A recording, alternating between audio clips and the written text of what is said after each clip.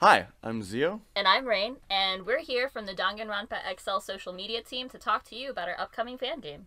So why don't you tell me about this fan game? Okay, well, the premise of Danganronpa XL is happily ever after, which you can tell because our slogan is Danganronpa XL ever after. And the story goes that Danganronpa has become so wildly successful and the audience is so enamored with their past contestants that they're just dying to see them again. So, the producers have delivered and are bringing back 16 of the 15 of the fan favorites and one lucky lottery winner. So what makes this particular fan game different from any previous Danganronpa games that we see? Okay, well, first of all, it's a fan game, so we're not exactly Spike Chunsoft or the Danganronpa team, but we are a group of dedicated fans who are really intent on producing something that is in the spirit of the Danganronpa franchise. This game is different from its predecessors, aside from, stylistic choices.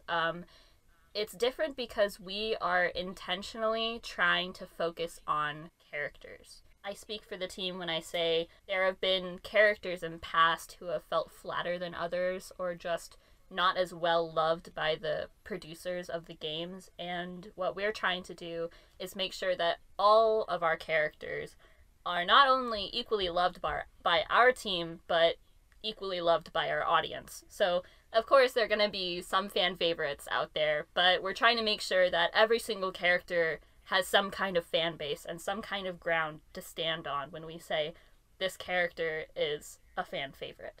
And you brought up the team that's building this. I'll say for myself, I know that as part of the team, I'm a video editor. We also have writers, we have participants, artists. Of course we need artists, but it should be noted that this team is, well, a bunch of volunteers, right? Yeah, absolutely volunteer based. None of us are getting paid, none of us are working for some kind of paycheck, I guess, but... Or any commission or any of that. Nope.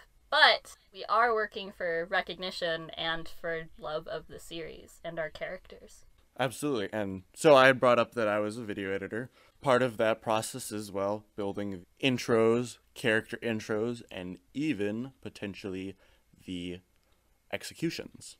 Ooh, execution videos. Are we going to see any of those real soon, or... Well, you can't see them before the game's released, okay, of course. but, can you tell us anything about them? What style are they going to be like? How long are they going to be?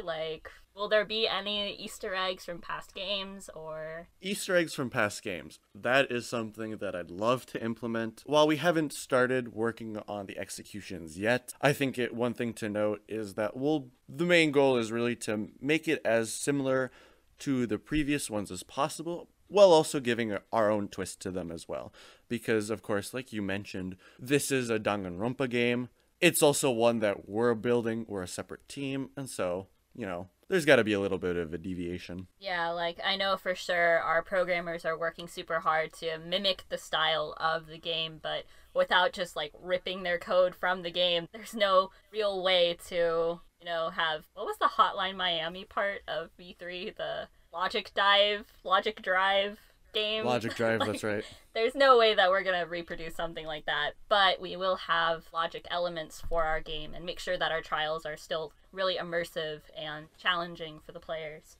Absolutely. And so, your role in this project is writer, correct? Yes, I am both a writer and a participant. So, if you join our Discord, which the link is in the description of this video, there's a difference in the tags for writers and participants. Participants are the people who are actually assigned to an individual character. So, for instance, I have my baby on the cast, which I've been responsible for since their inception. The original idea for this character was mine, and I brought them to the team and then got approved to put them in the game.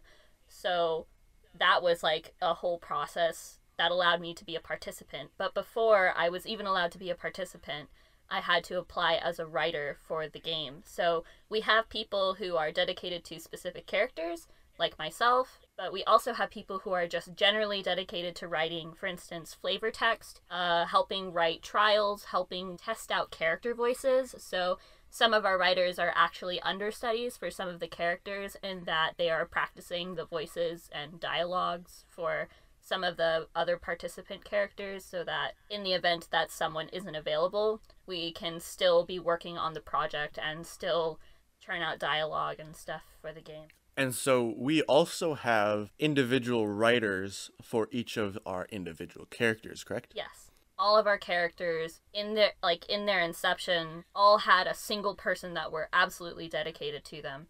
And we still are trying to make sure that each character receives as much attention as possible so that none of them are lacking in comparison to the others. But I think right now every character has at least one person that's like focused on them. Why do you bring this up?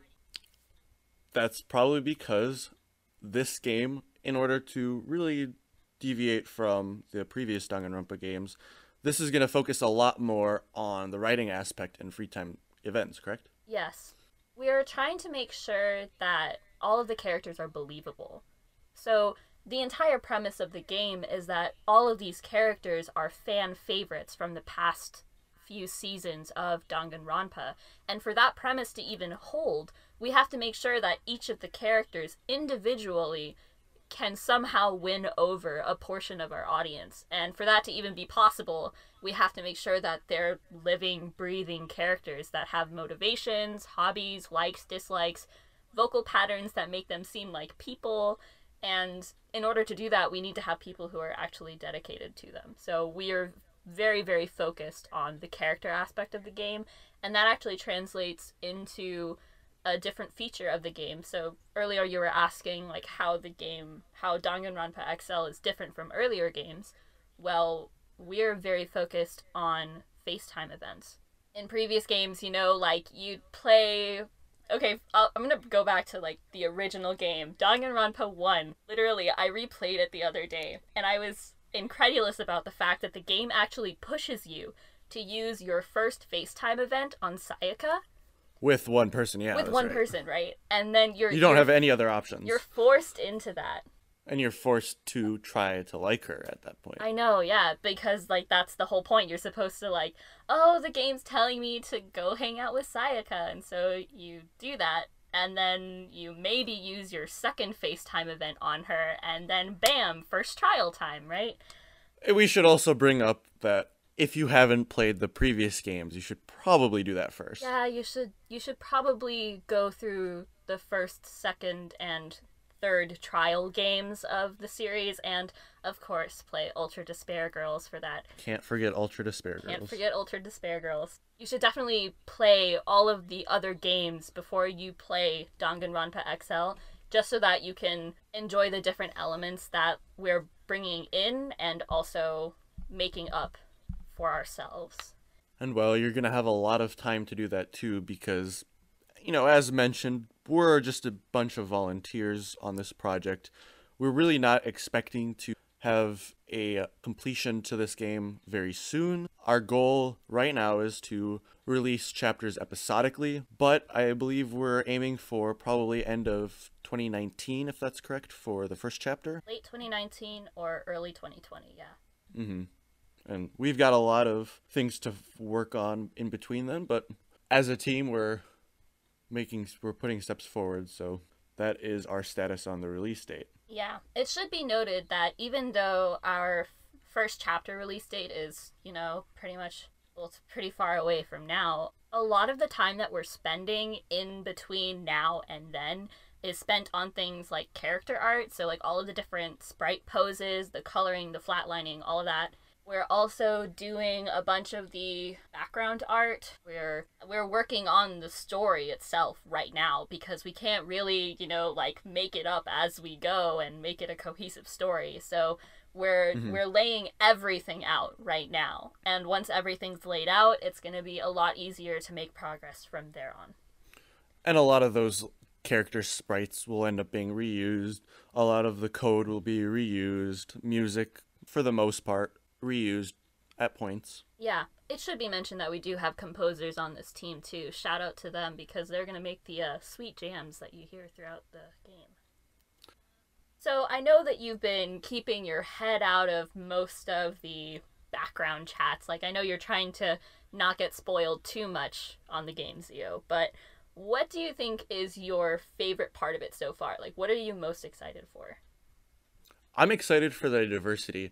You brought up that these are all fan favorites from the previous games. That's obviously something that I'm looking forward to. A big part that this team is trying to do, as you mentioned, is make all these characters as important as they can be. That's something that I'm looking forward to. And I'm also looking forward to the overall story. I loved the 3 games that have been released already, and Ultra Despair Girls. Yeah, can't forget that one. I always forget that one. I'm just excited for another killing game. I love the trial sequence. I love the mystery behind it. Such a fun series, and it's been such a pleasure to be a part of this team.